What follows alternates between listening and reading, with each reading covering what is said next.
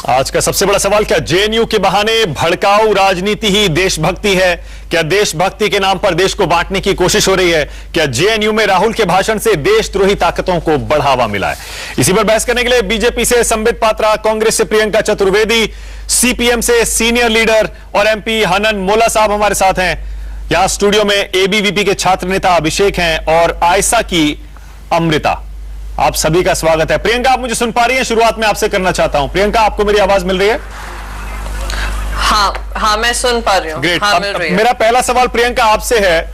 आज अमित शाह कह रहे हैं जेएनयू में वामपंथी विचारधारा से प्रेरित मुट्ठी भर छात्रों ने ये नारे लगाए हैं, पाकिस्तान जिंदाबाद, go India go back, Bharat की बर्बादी तक जंग जारी रहेगी, कश्मीर की आजादी तक जंग जारी रहेगी, अफजल हम शर्मिंदा हैं, तेरे कातिल जिंदा है। इस तरह के तमाम नारे अमित शाह कह रहे हैं और उसके बाद पूछ रहे हैं कि मैं राहुल गांधी से पूछ रहा हूं, इन नारों का समर्थन करके क्या उन्होंने देश की अलगाववादी शक्तियों से हाथ मिला लिया है?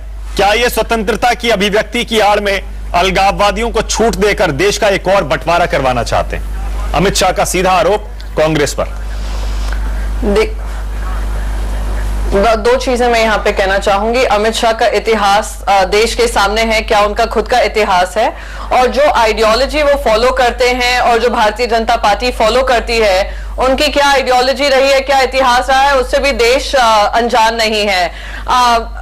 नथुराम गोडसे को नेशनल आइकन बनाने में जो लगे हुए लोग हैं, वो अगर हमसे पूछेंगे कि हमारा क्या राय है या हम क्या काम कर रहे हैं या क्या देश विरोधी काम कर रहे हैं, तो उन लोगों से हमें ना ही सर्टिफिकेट लेना है, ना ही हमें उनकी बात पे हमें तवज्जो देनी है। अब आप मुझसे दूसरा सवाल पूछ सकते हैं।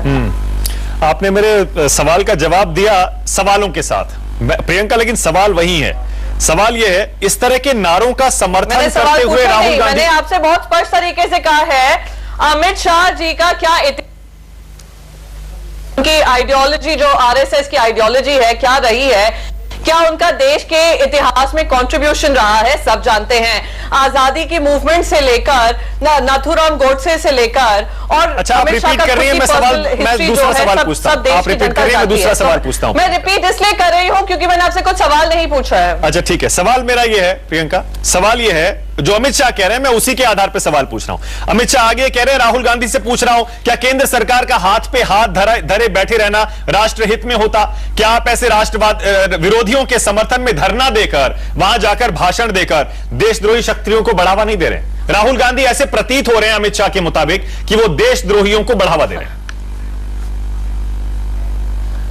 नहीं, देशद्रोही को कौन बढ़ावा दे रहा है? वो तो दुनिया देख ही रही है, देश की जनता देख रही है। जो प्रधानमंत्री बगैर न्योते के वहां पे नवाज शरीफ को हक कराते हैं, उनसे बात कराते हैं, उससे दिख रहा है कौन देश को बढ़ावा दे रहा है, देशद्रोही पंथी को बढ़ावा दे रहा है। दूसरी चीज मैं यहाँ पे कहना चाहती हूँ, राहुल गांधी जी ने बहुत स्पष्ट तरीके से ट्विटर पे भी कहा है और बार बार कहा है, कोई भी एंटी नेशनल सेंटिमेंट्स हम बर्दाश्त नहीं करेंगे और हम सपोर्ट नहीं करते हैं। पर उसकी आड़ में जो भारतीय जनता पार्टी एबीवीपी का एजेंडा चलाने की कोशिश कर रही है, हमने आईआईटी मद्रास में देखा, हमने पौंडीचेरी यूनिवर्सिटी में देखा, हमने हैदराबाद यूनिवर्सिटी में रोहित वेमुला की डेथ हुई उसको देखा, और अब हम जेएनयू में देख रहे हैं। हम उनके साथ खड़े हैं और अगर लोगों की आवाज इस आड़ में दबाने की कोशिश की गई तो हम उसके खिलाफ बात करेंगे, और अगर हमें सर्टिफिकेट अमित शाह जी से लेना पड़े तो हमें उस सर्टिफिकेट को रिजेक्ट करते हैं। हमारा पेट्रियोटिज्म का सर्टिफिकेट बीजेपी नहीं दे सकती है, आरएसएस नहीं दे सकती है, ना ही विश्व हिंदू परिषद दे सकता है, ना ही अमित शाह दे सकते हैं। ठीक है संबित पात्रा, पहले तो ये देशभक्ति और देशद्रोही की परिभाषा मैं चाहता हूं आप जरा बताइए। इस पर बहुत बहस हो रही है, कई दिन हो गए हैं अभी तक। जैसे राहुल गांधी भी कह रहे हैं हमें देशभक्ति वाला ये सर्टिफिकेट आरएसएस और अमित शाह से नहीं चाहिए। आपके हिसाब से देशभक्ति और देशद्रोही क्या है, जरा साफ कर दीजिए। मैं बताता हूं। पहली बात तो है, प्रियंका जी सर्टिफिकेट की बात कर रही थी कि वो अमित जी से और आरएसएस से किसी प्रकार का सर्टिफिकेट नहीं चाहते हैं, नहीं दे रहे हैं, हम तो नहीं देना चाहते हैं। मगर चूंकि आज मैं मुंबई में हूं और प्रियंका जी भी मुंबई में है, और इसी मुंबई से कांग्रेस दर्पण छपा था, कांग्रेस दर्पण में तो सर्टिफिकेशन किया था ना। कांग्रेस दर्पण में खुद संजय निरुपम जी ने सोनिया गांधी, उनके पूर्वज, उनका पूरा परिवार और किस प्रकार से मुसोलिनी से क्या जुड़ाव है, ये सब तो सर्टिफिकेट खुद कांग्रेस ने दिया था। ये सर्टिफिकेट हमने तो नहीं दिया है, संघ ने नहीं दिया है, इसलिए वो सर्टिफिकेट खुद रखे संजय निरुपम जी का। दूसरा, देशभक्ति और देशद्रोह में क्या फर्क होता है? देखिए, देशद्रोह तब होता है जब ओसामा बिन लादेन हजारों लोगों को मारने वाला वो ओसामा जी बन जाते हैं। देशद्रोह तब होता है जब महेश चंद शर्मा, जो कि एक जाबाज सिपाही हिंदुस्तान के हैं, वो मारे जाते हैं बाटला हाउस में आतंकवादियों के साथ लड़ते हुए। तो आतंकवादियों के शव को देखकर सोनिया गांधी जी को नींद नहीं आती है और वो कई दिनों तक आंसू बहाती रहती है। ऐसा मैं नहीं कह रहा हूं, यह सर्टिफिकेट सलमान खुर्शीद जी ने दिया है, खुद उन्होंने कहा है। देशद्रोह तब होता है जब कांग्रेस के प्रमुख प्रवक्ता ये कहते हैं कि अफजल गुरु जी को फांसी दे दिया, जब ये तमाम देश के शत्रु जी बन जाते हैं। रणदीप सुरजेवाला ने कहा वो गलती के उनके मुंह से निकली। ये टंग है, सब जानता है। सुनिए मैं टंग की कहानी नहीं, मैं टंग की कहानी बता रहा हूं। ये टंग है जो यहां स्लिप हो जाता है, ये टंग है जो ओसामा जी के पास भी स्लिप हो जाता है, ये टंग है जो हाफिज सईद के पास भी स्लिप हो गया था। हाफिज सईद भी साहब बन गए थे, आपको याद है। होम मिनिस्टर सुशील शिंदे जिन्होंने पूरे भरे पार्लियामेंट में हाफिज सईद साहब कह के संबोधित किया था। ये टंग है कि क्या है? जब ये टंग इतनी बार स्लिप होने लगे ना, तब जान जाइए टंग में गड़बड़ी नहीं है, दिल और दिमाग में गड़बड़ी है, और इसी को देशद्रोह कहते हैं। अच्छा ये बताइए संबित पात्रा, एक सेकंड आनंद मोला साहब आपके पास आ रहा हूं, मैं अमृता आ रहा हूं। संबित पात्रा, ये देशभक्ति का सर्टिफिकेट क्या सड़कों पे भी दिया जाने लगेगा क्या? ओपी शर्मा बीजेपी के एमएलए हैं, वो कैमरे में कैद हुए आज मारपिटाई करते हुए पटियाला हाउस कोर्ट के बाहर। गुंडागर्दी शुरू हो गई है, वकील छात्रों को पीट रहे हैं और पत्रकारों के साथ मारपीट कर रहे हैं। इसीलिए आरोप ये लग रहा है कि आप ये बांटने की राजनीति, प्रियंका एक सेकंड में आ रहा हूं, बांटने की राजनीति जो हो रही है ना ये देशभक्ति के नाम पे, ये भड़काऊ राजनीति, ये इसका नतीजा ये है कि माहौल खराब हो रहा है। देखिए मानक जी, आप मुझे समय देते हैं बोलने के लिए धन्यवाद। आपने सबको बराबर समय दिया।